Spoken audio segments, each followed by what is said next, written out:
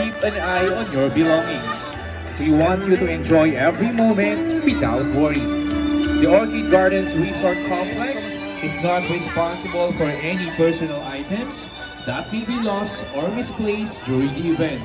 If you do happen to lose something tonight, please report it to our staff immediately so we can assist you as best as we can.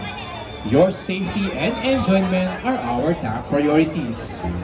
Should you have any loss of personal property, you may inform our staff o go directly dito po sa ating audio tech booth or sa ating mga lost and found booth for public announcement.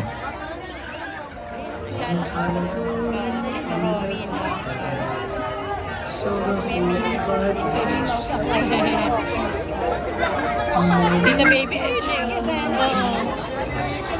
was born on Christmas Day.